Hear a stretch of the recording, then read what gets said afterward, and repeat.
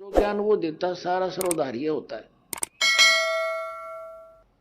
और भक्तों का एक विशेष स्वभाव होता है, वो ब्लाइंड फेथ करते हैं अपने उस गुरु पर। और ये नकली गुरुओं पर ब्लाइंड फेथ कर लिया और उन्होंने सारे उल्टे पाठ पढ़ा दिए।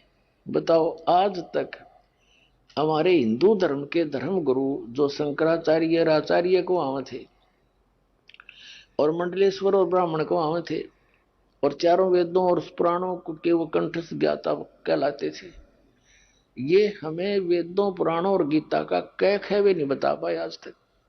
तो काय के सतगुरु थे ये। आप भी नरक गए और यजमानों को भी साथ लटका ले गए। अब देखो, आपको दिखाते हैं ब्रह्मा विष्णु महेश क्या बताते हैं अपने विषय में। श्रीमद देवी भागवत यानी श्री देवी पुराण, ये गीता प्रेस गोरखपुर से प्रकाशित है। संपादक हनुमान प्रसाद पोदार, चमन लाल गोस्वामी। और ये प्रकाशक में मुद्रक है गीता प्रेस गोरखपुर, गोविंद भवन कार्यालय कोलकाता का संस्थान। ये इनके फोन और फैक्स नंबर। एक ही थोड़ा सा दिखा देते हैं आपको, सारा काम हल हो जाएगा। 123 पृष्ठ पर तीसरा स्कंध। यहां विष्णु जी अपनी माता दुर्गा की स्तुति करते हुए कहते हैं, तुम शुद्ध स्वरूपा हो, यह सारा संसार तुम इसे उद्भासित हो रहा है। मैं ब्रह्मा और शंकर हम सभी तुम्हारी कृपा से विद्यमान हैं। हमारा आविर्भाव और तिरोभाव हुआ करता है। आविर्भाव माने जन्म, तिरोभाव माने मृत्यु। हमारा तो जन्म और मृत्यु हुआ करता, केवल तुम ही नित हो, जगत जननी हो, प्रकृति और सनातनी देवी हो। भगवान शंकर बोले, देवी यदि महाभाग विष्णु तुम्ही से प्रकट हुए हैं तो उनके बाद उत्पन्न होने वाले ब्रह्मा भी तुम्हारे बालक हुए। फिर मैं तमोगुणी लीला करने वाला शंकर क्या तुम्हारी संतान नहीं हुआ? अर्थात मुझे भी उत्पन्न करने वाली तुम ही हो। सिवे संपूर्ण संसार की सृष्टि करने में तुम बड़ी चतुर हो। इस संसार की सृष्टि, स्थिति और संहार में तुम्हारे गुण सदा समर्थ हैं। उन्हीं तीनों गुणों से उत्पन्न हम यानी ब्रह्मा विष्णु एवं शंकर नियमानुसार कार्य में तत्पर रहते हैं। इस पवित्र पुराण ने, इस थोड़े से लेख ने 5 बिंदु स्पष्ट कर दिए। नंबर 1 के ब्रह्मा विष्णु महेश नाशवान है, इनकी जन्म और मृत्यु होती है। नंबर 2, दुर्गा को प्रकृति भी कहते हैं। नंबर 3 के रजगुण ब्रह्मा है, सतगुण विष्णु, तमगुण शिव। और नंबर 4 ये कर दिया कि ये केवल नियमित कार्य ही कर सकते हैं, ये ना किसी के संस्कार में कोई वृद्धि कर सकते और ना कम कर सकते। और 5वां ये हो गया कि ये ब्रह्मा विष्णु महेश की जननी है या इनकी मां है। हो गया, ये तो ब्रह्मा विष्णु महेश ये तीनों नाशवान हुए, तो ये भी रोगी, जन्म मृत्यु के रोग से ये भी ग्रस्त है। अब इनके पिता हैं ब्रह्म सरपुरुष, जो श्री कृष्ण जी में प्रवेश करके श्रीमद् भगवद गीता जी का ज्ञान दे रहे हैं। वो क्या बताते हैं अर्जुन? चौथे अध्याय के 5 और 9 श्लोक में, दूसरे अध्याय के 12वें श्लोक में गीता जी, और 10वें अध्याय के दूसरे श्लोक में, अर्जुन तेरे और मेरे बहुत जन्म हो चुके हैं, तू नहीं जानता मैं जानता हूं। अपने आत्मा, अभी तक तो हम सुनी सुनाई बातों पर विश्वास करते थे, लेकिन दास नहीं मानता इस बात को कि कोई इस दास के केवल वर्बली पर विश्वास कर लेगा। ठीक है, जिन्होंने ये ज्ञान गहनता से सुन लिया उनको तो सारी बात स्पष्ट हो चुकी है, लेकिन इस सत्संग रूपी इस विद्यालय में ये सत्संग रूपी जो लेक्चर चलते हैं, इसमें विद्यार्थी बदलते रहते हैं, श्रोता बदलते रहते हैं। इसलिए दास का प्रयत्न होता है कि जो पहली बार आए हैं उनके सत्र का भी सत्संग हो, और जो 2 3 4 बार आ चुके हैं उनके सत्र का भी, और पुराणों के सत्र का भी जो बहुत पुराने हो गए। तो ये सामूहिक ही ये ज्ञान दिया जाता है, और ये ज्ञान यज्ञ का फल आपको मिलता है। अब देखिएगा श्रीमद् भगवत गीता, गीता प्रेस गोरखपुर से प्रकाशित है। जयदयाल गोविंद का इसके अनुवादक है। ये इसने अपने हाथ से लिखा है। देखिएगा श्रीमद् भगवत गीता अध्याय नंबर 4 के और श्लोक नंबर ये 5, यहां इसका अनुवाद है। हे परंतम अर्जुन, मेरे और तेरे बहुत से जन्म हो चुके हैं, उन सब को तू नहीं जानता, किंतु मैं जानता हूं। ठीक हो गया। अब ये चौथे अध्याय के 9वें श्लोक में क्या कहता है? हे अर्जुन, मेरे जन्म और कर्म दिव्य हैं, अलौकिक हैं। ठीक है। अब दूसरे अध्याय के 12वें श्लोक में, ये दूसरा अध्याय नंबर 2 का और श्लोक नंबर यहां 12 है। न तो ऐसा ही है कि मैं किसी काल में नहीं था, अथवा तू नहीं था, अथवा ये राजा लोग नहीं थे, और न ही ऐसा है कि इससे आगे हम सभी नहीं रहेंगे। कहने का भाव ये है कि तेरी भी जन्म मृत्यु बनी रहेगी और मेरी भी बनी रहेगी। अब इस दूसरे अध्याय के 17वें श्लोक में क्या कहता है गीता ज्ञानदाता? अपने से अन्य परमात्मा की महिमा बताता है। कहता है कि नाश रहित तो उसको जान, जिससे ये संपूर्ण जगत दृश्य वर्ग व्याप्त है, और इस अविनाशी का विनाश करने में कोई भी समर्थ नहीं है। 10वें अध्याय का दूसरा श्लोक, ये अध्याय नंबर 10 का और श्लोक नंबर 2 है। यहीं पर मेरी उत्पत्ति को गीता ज्ञानदाता ब्रह्म कहता है, मेरा जन्म तो हुआ है, मेरी उत्पत्ति को लीला से प्रकट होने से नहीं, मेरी उत्पत्ति को न देवता लोग जानते हैं और न महर्षि ही जानते हैं, क्योंकि मैं सब प्रकार से देवताओं और महर्षियों का भी आदि कारण हूं। भावार्थ क्या है इस गीता ज्ञानदाता का? कि ये जितने भी इस ब्रह्मांड के अंदर, इसके लोक में 21 ब्रह्मांड में जितने भी ऋषि महर्षि ब्रह्मा विष्णु महेश देवता या जीव हैं,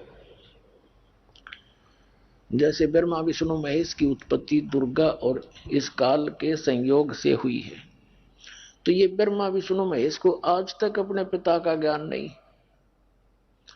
3 देव सो उसको धावे, निरंजन का वो पार न पावे। इसने प्रतिज्ञा कर रखी है कि मैं कभी भी अपने वास्तविक रूप में किसी को दर्शन नहीं दूंगा, और मेरा भेद दुर्गा तो किसी को मत बताना। तो दुर्गा देवी जो है, देवी जी उस निरंजन के डर से उसका कोई यथार्थ ज्ञान अपने बच्चों को भी नहीं बताती। ये तो परमात्मा आए, कबीर भगवान जो सबके जनक हैं, जिसने इस निरंजन की भी उत्पत्ति की, ज्योत निरंजन ब्रह्मा विष्णु महेश के पिता की, और दुर्गा की उत्पत्ति उन्हीं से हुई, वो सबके जनक है। उसने आके इनकी जन्म और मृत्यु बताई, इनकी सतिथि बताई, ब्रह्मा विष्णु महेश की सतिथि बताई। वो हमारा गले नहीं उतरी, क्योंकि उस समय हम अशिक्षित थे, और इन नकली गुरु ब्राह्मण ऋषि महर्षि आचार्य शंकराचार्यों ने 600 वर्ष पहले परमात्मा आए थे, तो उन्होंने परमात्मा के ज्ञान को हमारे तक नहीं आने दिया। ये कहकर के कबीर अशिक्षित है, ये सदग्रंथों से अपरिचित है, संस्कृत भाषा ये जानता नहीं, झूठ बोलता सारी, जबकि परमात्मा सारी साची कह कर चले गए। उस समय के लिखे हुए वचन आज सदग्रंथों ने समर्थन किया, जो भगवान बताया करते थे।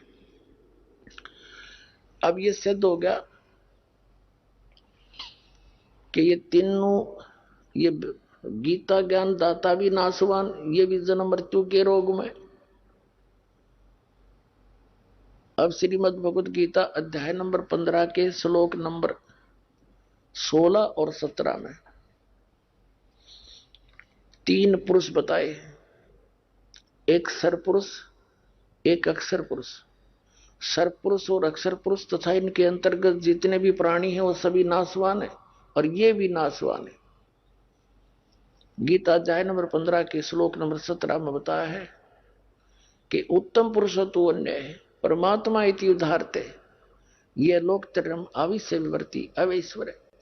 उत्तम पुरुष श्रेष्ठ परमात्मा तो कोई और है इन दोनों से, सरपुरुष और अक्षर पुरुष से। ये देखिएगा श्रीमद् भगवत गीता, गीता प्रेस गोरखपुर से प्रकाशित है, अध्याय नंबर 15 का श्लोक नंबर 16 और 17 दिखाते हैं आपको। श्रीमद् भगवत गीता अध्याय नंबर 15 का और श्लोक नंबर 16 यहां पर है।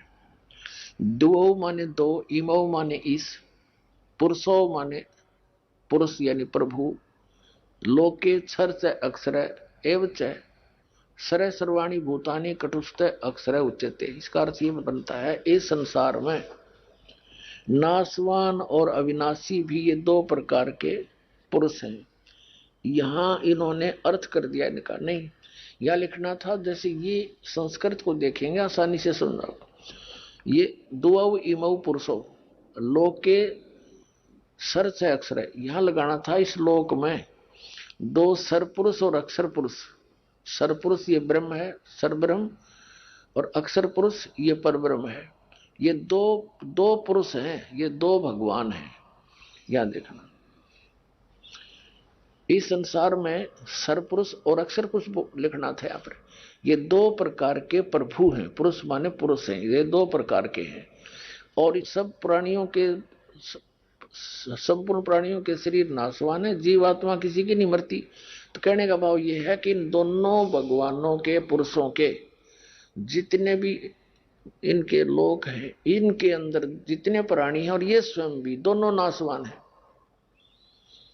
सरपुरुष ये ब्रह्म है, 21 ब्रह्मांड का ये मालिक है, और अक्षर पुरुष ये परब्रह्म है, ये 7 शंख ब्रह्मांड का स्वामी है।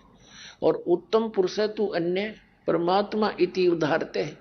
ये देखिएगा गीता अध्याय नंबर 15 के और श्लोक नंबर 17 में, ये 17 में उत्तम पुरुष है तू अन्य। उत्तम पुरुष यानी पुरुषोत्तम श्रेष्ठ भगवान तो अन्य है, परमात्मा इति उदाहरते जिसको भगवान कहते हैं। इन दोनों से सरपुरुष और अक्षर पुरुष से तो वो अन्य है, कोई और है जो तीनों लोकों में प्रवेश करके सबका धारण पोषण करता, वो अवय ईश्वर है। अवय माने अविनाशी, अवय अविनाशी। यहां देखिएगा उत्तम पुरुष तो अन्य ही है, इन दोनों से भी न्यारा है वो, जो तीनों लोकों में प्रवेश करके सबका धारण पोषण करता है। वो अविनाशी परमेश्वर परमात्मा कहा गया है। अपने आत्मा गीता ज्ञानदाता कहता है अर्जुन,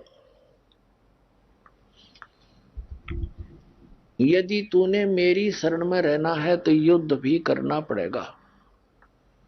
8वें अध्याय के 5 और 7 श्लोक में गीता ज्ञानदाता कहता है कि तू युद्ध भी कर, मेरा स्मरण भी कर, मुझे प्राप्त होगा। लेकिन युद्ध, जहां युद्ध करना पड़े फिर वहां शांति नहीं हो सकती।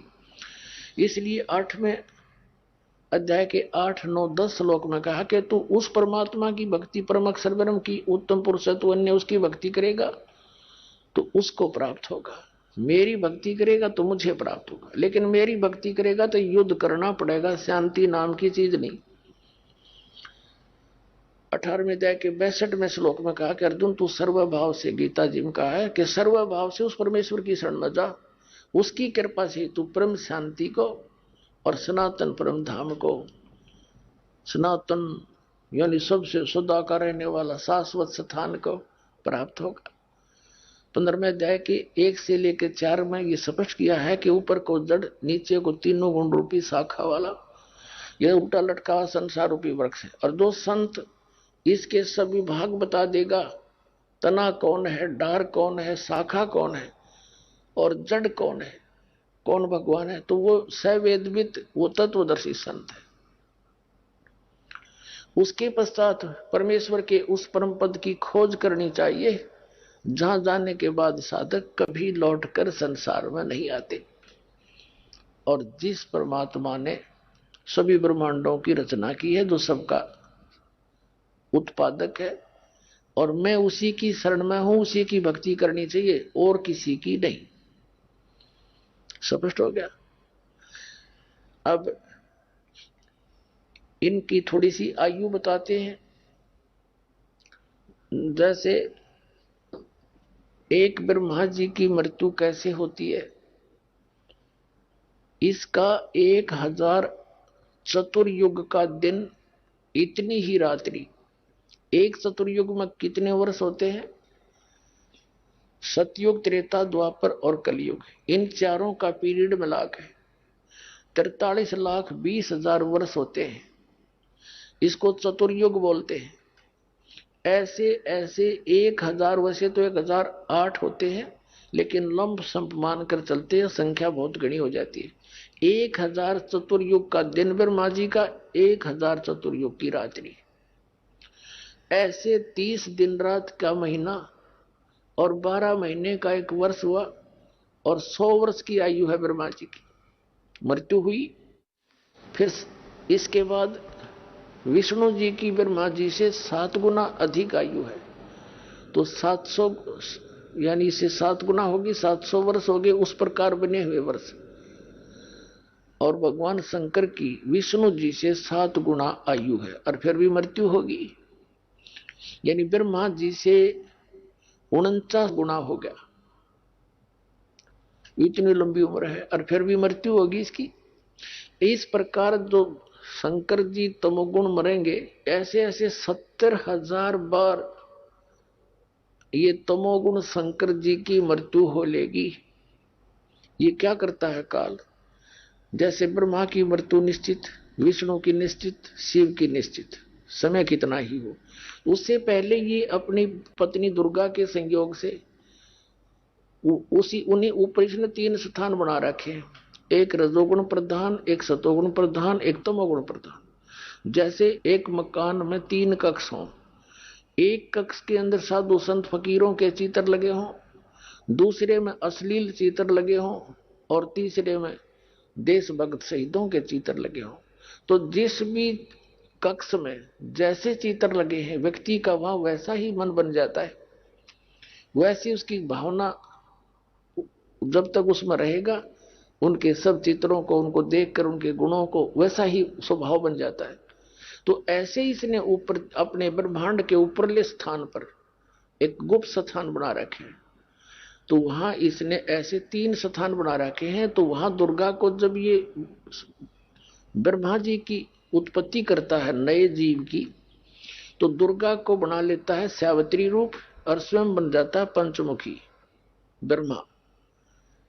और फिर उनके संयोग से जो पुत्र होता है वैसे स्वरूप का, वैसे स्वभाव का बन जाता है। फिर उसको कोमा में रखते हैं, ये परवरिश जारी रहती है। ब्रह्मा की मृत्यु होते ही युवा ब्रह्मा को एज इट इज रख देते हैं, और फिर वो नए सिरे से काम संभाल लेता है। ऐसे ही विष्णु जी को तैयार करके रखते हैं। वो विष्णु मर जाता है, वो ब्रह्मा मर जाता है, वो शिव मर जाता है, वो आत्माएं 84 लाख योनियों में चली जाती हैं, और नई अच्छी आत्माओं को, वो पुण्यात्माओं को वहां उन पदों पर फिर नियुक्त कर देता अपने पुत्रों के रूप, अपने इस व्यवस्था को बनाए रखने के लिए। तो 70,000 बार जब तमोगुण शिव की मृत्यु हो जाती है, तब एक ब्रह्मांड का पूरा विनाश हो जाता है। उस समय ये काल वहां बैठा होता है। इस काल की भी मृत्यु होती है, दुर्गा की भी मृत्यु होती है। सभी ब्रह्मांड में आग लग जाती है और सब जल जाता है। अब तत्व अपनी अपनी स्थिति में भिन्न भिन्न हो जाते हैं। फिर यहां से ये क्या ऑटोमेटिक सिस्टम बना रखा है परमात्मा ने इसके लिए। ये क्या करते हैं, इस ब्रह्मांड से सभी प्राणी ऊपर को उठ जाएंगे, नू के नू, और ये यहाँ के जितना भी तत्व है ये यहीं रह जाएगा। जो भी यहाँ इसका मटेरियल है ये ऊपर चले जाएंगे एकदम पूरी स्पीड से, वो दूसरे ब्रह्मांड में प्रवेश कर जाएंगे। एक सुराख है उसके अंदर से जाते हैं, जैसे चीट खकाट उठे कण जाते हैं। आप कभी प्रकाश की रोशनी में देखते हो ऐसे, तो ऐसे जाते हैं ऊपर को, तो दूसरे ब्रह्मांड में जाते ही ये अन्य प्राणी अचेत हो जाते हैं। और ऐसी सिस्टम बना रखा परमात्मा ने, दुर्गा और इस काल के दोनों के युवा शरीर बन जाते हैं, नए शरीर बन जाते हैं। तो ये फिर अपने संयोग से, अपने वचन से, कुछ अपने मैथुन क्रिया से पुनः फिर दूसरे ब्रह्मांड में सृष्टि रचते हैं और फिर इसी प्रक्रिया से धीरे धीरे वहां पूरा फैल जाता है। तब तक अरबों और खरबों वर्षों के बाद नंबर आता है दूसरे ब्रह्मांड का। तब तक इसके अंदर जो भी मटेरियल है एज इट इज रहता है, फिर वो धीरे धीरे प्रकृति के नियम से अपने आप ये सब बनते चले जाते हैं। पृथ्वी बनती है, फिर उसको ऊपर सारी व्यवस्था बनती है। ये इन पर ये वैज्ञानिक माथापच्ची करते रहते हैं, ये धातु ज्ञान के आसपास भी नहीं पहुंच सकते। तो फिर क्या होता है, इस प्रकार इनकी मृत्यु होती है। तो ये जब 70 ऐसे जो 70,000 बार तमोगुण शिव की मृत्यु के बाद जो एक ब्रह्म मरा, सरपुरुष की मृत्यु हुई, ये एक युग माना जाता है। किसका? अक्षर पुरुष का। अक्षर पुरुष का एक युग हो गया। और ऐसे ऐसे 1000 युग का उस अक्षर पुरुष का दिन, इतनी ही रात्रि, और ऐसे 30 दिन रात का एक महीना, और 12 महीने का उसका एक वर्ष, और 100 वर्ष की आयु उस अक्षर पुरुष की, उसकी भी मृत्यु। अब देखो पुण्यात्मा हो, कितनी लंबी उम्र है उस अक्षर पुरुष की। अपने पास कोई कैलकुलेशन नहीं, सिर्फ इस प्रकार ही ये इसको काउंट किया जा सकता है जैसे दास आपको बता रहा। और फिर उसकी भी मृत्यु। तो यहां बताते हैं आदरणीय गरीबदास साहिब जी, परमात्मा कबीर जी से प्राप्त ज्ञान के आधार से, एती उम्र बुलंद मरेगा अंतरे, क्योंकि कोई सतगुरु लगे न कान न भेटे वो संतरे। इतनी लंबी भी आयु आपकी हो जाएगी तो भी अंत में मृत्यु होगी। ऐसा क्यों हो रहा है? क्योंकि सतगुरु लगे न कान, यानी सतगुरु के वाणी तेरे कान नाम पड़ी नहीं, और ना भेंटे वो संत रे। अब जैसे आप भक्त हैं, आप संत हैं, साधु हैं, साधु से जो सीधा चले और भक्ति करे भगवान की, तो आपकी संपर्क में जो व्यक्ति आएगा समाज का, तो आप उनको समझाने की चेष्टा करोगे, पुस्तक दोगे, सीडी दोगे। आजकल तो बहुत सिस्टम हो गया।